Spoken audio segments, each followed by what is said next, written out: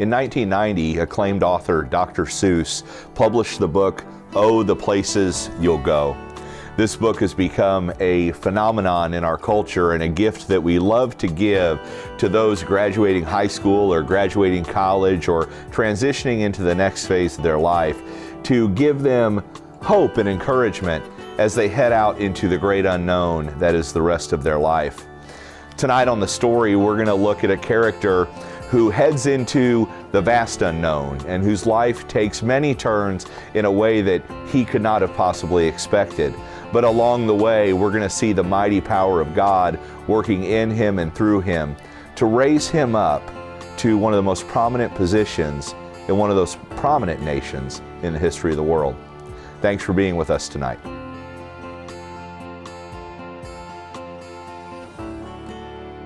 Welcome back to The Story. Isn't it amazing when you're young how you have this vision for how your life is going to turn out? And then as you move through the course of your life, you often look back and go, I did not see it turning out like that. Even when your life turns out beautifully, you have the ideal job and family or whatever it might be that seems like the ideal life to you. Oftentimes we look back and we are so shocked about the hills and valleys that we traverse to get to that place where we are delivered to by God. We have a similar story tonight, the story of Joseph. And I know for many of you, your knowledge and experience with Joseph might have been about his multicolored coat that you hear about in children's Bible school, or maybe you saw the musical Joseph and the Technicolor Dreamcoat. Those are good introductions to Joseph and to his story. But what we miss in that small, narrow view is this larger, sweeping story over the course of his life. Joseph takes a path that many would not desire, many would not anticipate, and many would not expect. But through the trajectory of his life, God works in him and through him to do mighty deeds, to bring him into a position where his people, God's people, can be saved from certain danger. So once again, I thank you for being with us tonight, and I look forward to talking through the life of Joseph with you. Joseph is the son of Jacob, and if you tuned in last week, you got an understanding of the beginning lineage of God's people as they come through Abraham and Sarah. Yes, you remember Abraham and Sarah, that old geriatric Medicaid couple that couldn't have a child, that were blessed by God with a son, Isaac. Isaac's son is Jacob. You heard the story of Jacob and Esau. And Joseph is the youngest son of Jacob. Now Joseph is Jacob's most favored son. He is the youngest, and if you understand the story of Jacob and Esau, you might understand why Jacob has affection for the youngest son. Out of the 12 children that he has, out of the 12 sons that he has, Joseph is the one that he holds most dear. When they all come in and tell Jacob about their day, it is Joseph who makes his eyes light up. In fact, Jacob is so fond of Joseph that he gives him the coat that we've already mentioned, this coat of multicolors that sends his brothers into a fit of jealousy, a fit of anger, and a fit of rage. Joseph has a dream that he shares with his brothers. See, Joseph from very early on, from a very young age, had a gift and an ability to interpret dreams. He shares this dream with his brothers, and in the dream he rules over his brothers. He becomes the leader of his family. And as you could imagine, with the brothers already frustrated and angry about the coat, they don't take to this news very well. So they make a plan to kill their brother Joseph. And that's where we will pick up our story here in the scripture. We're in Genesis 37, starting with verse 18. When Joseph's brothers saw him coming, they recognized him in the distance. They couldn't actually see that it was Joseph by looking at his face, but that multicolored coat had to stand out. As he approached, they made plans to kill him. "Here comes the dreamer," they said. "Come on, let's kill him and throw him into one of these cisterns. We can tell our father a wild animal has eaten him. Then we'll see what becomes of his dreams." But when Reuben heard of their scheme, he came to Joseph's rescue. "Let's not kill him," he said. "Why would we shed any blood? Let's throw him into the empty cistern here in the wilderness. Then he'll die without our laying a hand on him." Reuben was secretly planning to rescue Joseph and return him to his father. Reuben is the oldest of the 12 sons. And as we come to understand family lineage at that time, birthright was everything to the oldest son. So out of all of these children, who would be the one that would be most frustrated with Jacob's love for Joseph? It would have to be the firstborn son, the one who has the right to the inheritance. But it is Reuben who has the plan, the idea to not kill him, but to trick his brothers so he may then rescue Joseph later. I think it speaks to his character. So when Joseph arrived, his brothers ripped off the beautiful robe he was wearing. Then they grabbed him and threw him into the cistern. Then, just as they were sitting down to eat, they looked up and saw a caravan of camels in the distance coming toward them. It was a group of Ishmaelite traders taking a load of gum, balm, and aromatic resin from Gilead down to Egypt. Judah said to his brothers, "What will we gain from killing our brother? We'd have to cover up the crime. Instead of hurting him, let's sell him to those Ishmaelite traders. After all, he is our brother, our own flesh and blood." And so his brothers agreed. And so Joseph is sold into slavery to this group of Ishmaelite traders. They take his brother's cloak and they dip it in animal's blood and bring it back to his father Jacob. Jacob believes their story that Joseph has been killed by a wild animal and goes into a deep period of mourning. In fact, he says, "I will go to my grave mourning for my son." He would stay that way for the rest of his life. So now that the brothers have gotten Joseph out of the picture, let's put the brothers aside for a minute, because that's going to come back around later. And let's take a journey with our friend Joseph. It's easy to see why his brothers were irritated. He was a young teenager who had a lot of confidence, a lot of self-assurance, perhaps some cockiness, because he was so beloved by his father, so preferred over his brothers. He had this ability to understand these dreams. And so when you're young and you have these abilities and you have this great favor, sometimes that can make you a bit arrogant. So Joseph is riding high. And he goes from the highest place that he could be, beloved in his father's house, to one of the lowest places he could be, sold into slavery. And that's where we pick up in our scripture. It says, when Joseph was taken to Egypt, this is the start of chapter 39, by the Ishmaelite traders, he was purchased by Potiphar, an Egyptian official. Potiphar was captain of the guard for Pharaoh, the king of Egypt. Captain of the guard is a nice way of saying that Potiphar was the Pharaoh's king executioner. His job was death. But here's what's amazing. It says that the Lord was with Joseph. How many times when we find ourselves in our lowest moments in life, do we often question whether or not God is with us? In the grand upper story, God looks at the trials and tribulations in our life. He looks at our low points and he says, you know what? I can work with that. So the Lord was with Joseph, and Joseph succeeded in everything he did in service to Potiphar, his Egyptian master. Potiphar takes note of this and he quickly promotes Joseph to the head of the household. In fact, Joseph is in charge of everything. Potiphar worries about nothing at the house other than what he's going to eat that day. Joseph is completely in charge. And Joseph grows up to be strong. He grows up to be good looking, smart, and resilient, which is all great attributes and something that is well revered in the Egyptian culture. But unfortunately, it catches the eye of the last person he wants to draw attention from, and that's Potiphar's wife. She goes from infatuated to obsessed with Joseph. She makes multiple propositions to him that he would join her in bed.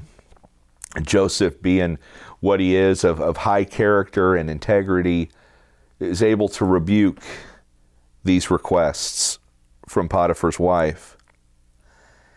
And it is finally in the last moment, in the last attempt, that she draws him in, grabs him by the cloak, and as he peels away, she is left holding the cloak, and he escapes out the window.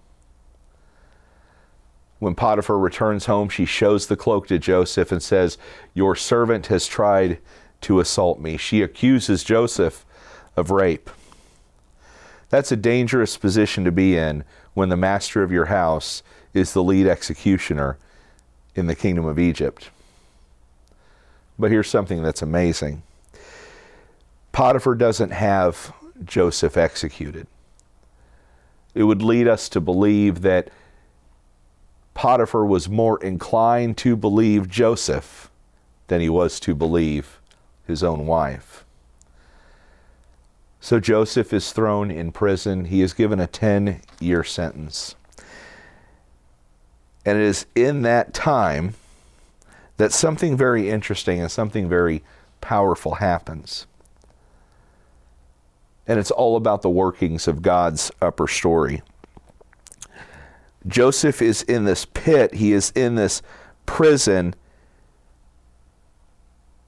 And it continues, "But the Lord was with Joseph in the prison and showed him his faithful love.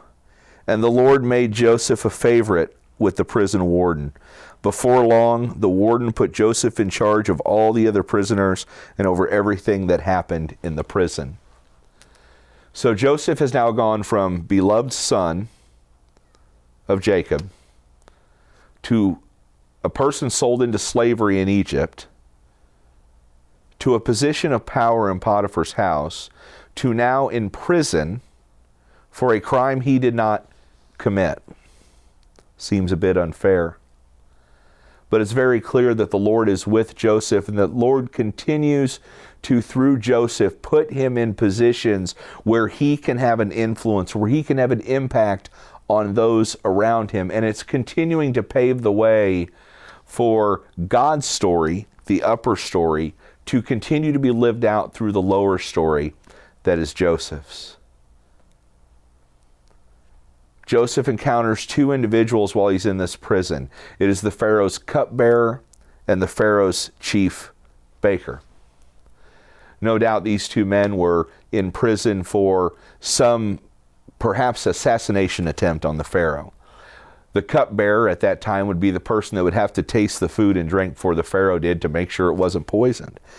The chief baker obviously did all the food preparing for the Pharaoh, so it's perhaps likely that these two were in some type of cahoots in an assassination attempt. Both of them have dreams, and they come to Joseph and ask Joseph to tell them what those dreams mean, because nobody else is able to do it. And so the cupbearer shares his dream with Joseph. And Joseph responds to him and says, "Let me tell you what this dream means. In 3 days, you will be released from this prison, and you will be restored back to your position in the Pharaoh's palace." The chief baker brings a dream to Joseph as well. And Joseph interprets it and lets him know, within 3 days, you will be executed for your crimes. The baker's probably going, "Man, I wish I hadn't told you what my dream was. This guy's nuts." But all of this played out exactly as Joseph predicted. The cupbearer was restored back to the Pharaoh's palace. The chief baker was executed. Joseph had asked the cupbearer, please, when you go back to the palace, remember me. And the cupbearer promises that he will. Well, oftentimes when we find ourselves get out of a jam, a certain amount of selfishness can take over in us. And the cupbearer soon forgot about Joseph. And time goes by. In fact, 2 years go by, and Joseph continues to sit in this prison. It is at that time that the Pharaoh has a dream himself that he needs interpreted. And he goes to all the people in his court and says, can you interpret this dream? And nobody can interpret it. And the Pharaoh, in his frustration, basically says, somebody better interpret this dream or heads are going to roll. Well, ironically, at that time, the cupbearer remembers Joseph. He says, there was this guy in prison, Joseph. His name was Joseph. I think he might be able to interpret your dream. The cupbearer is always finding a way to save his own neck. And so Pharaoh sends for Joseph, and he is brought in to decipher this dream. And that is where Scripture picks up. In chapter 41, verse 17. So Pharaoh told Joseph his dream. In my dream, he said, I was standing on the bank of the Nile River, and I saw 7 fat, healthy cows come up out of the river and begin grazing in the marsh grass. But then I saw 7 sick-looking cows, scrawny and thin, come up after them. I've never seen such sorry-looking animals in all of Egypt. These thin, scrawny cows ate the 7 fat cows. But afterwards, you wouldn't have known it, for they were still as thin and scrawny as before. Then I woke up.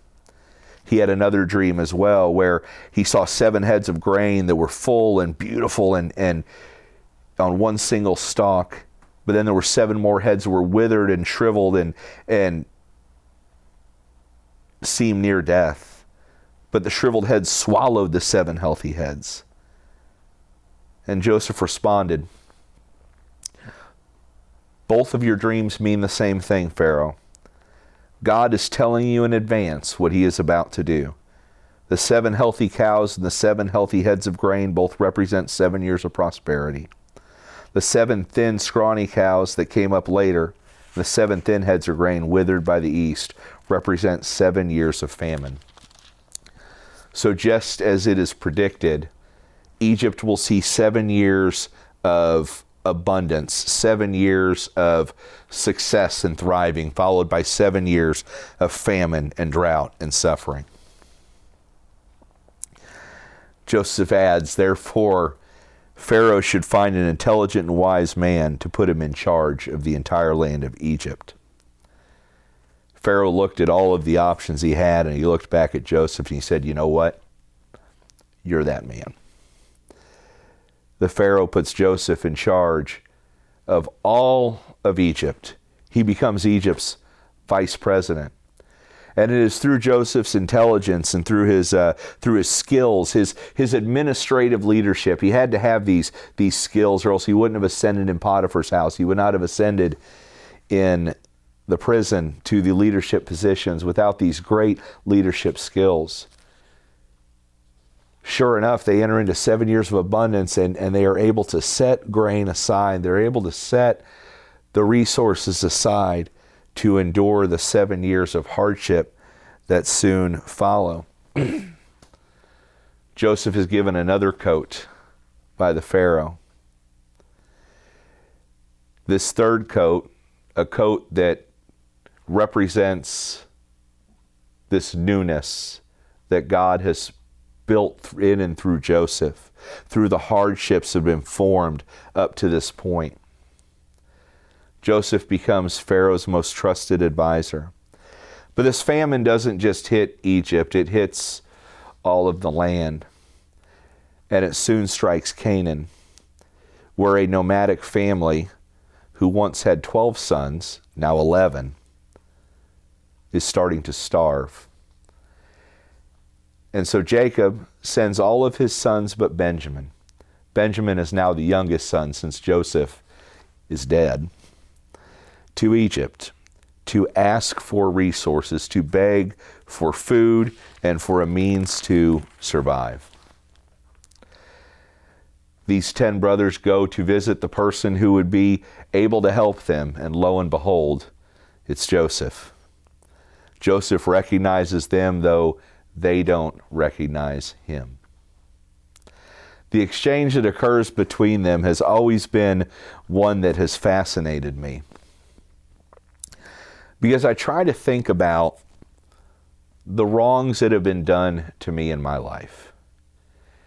And I try to think about what I harbor in my heart about those who have wronged me.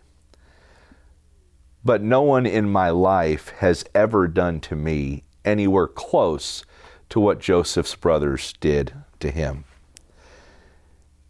In most of us, that would harbor resentment and anger, and that we would just have a hard time letting go of.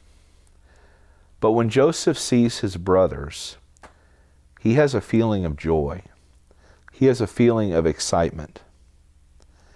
And a large part of that is because Joseph, being as intelligent as he is and being the type of person he is able to see that the trials that he went through delivered him onto the other side in a way that he is in a position to help his family that he never would have been able to do otherwise. And so after this back and forth, and after this time of with his brothers, he goes off and he weeps quiet to himself. And then he asks everybody to leave the room, and he reveals his identity to his brothers. As it is your brother, Joseph. And at first they don't believe him. But after some convincing, they finally do. The brothers are able to return to Egypt and bring Jacob back with them. And so this line that started with Abraham has now moved to Egypt, where Joseph's original dream comes true. He does hold a position of authority over his brothers. But the road that Joseph had to travel to get there was the most unlikely, and probably one that not many of us would sign up for. When you think back over the course of your life, when you think about where you are today versus where you were and all the points in between, can you stop for a moment and see where God was continually at work along those points? Where God was shaping you and refining you and blessing you and developing you to be who you are and what you are today. I think if we are able to do that, we can step back and see that any journey that we have been on has always been worth it. Because even in our most broken moments, even in our moments of greatest despair, greatest hurt, and greatest loss, God is able to look at us and say, I can work with that. I can work with that brokenness, and we can do something amazing. Next week, we will continue our story as we stay right here in Egypt, and we'll be introduced to a man who you have heard of, no doubt, and that is Moses. But the Moses you meet next week may not be the Charlton Heston Moses that you always think about.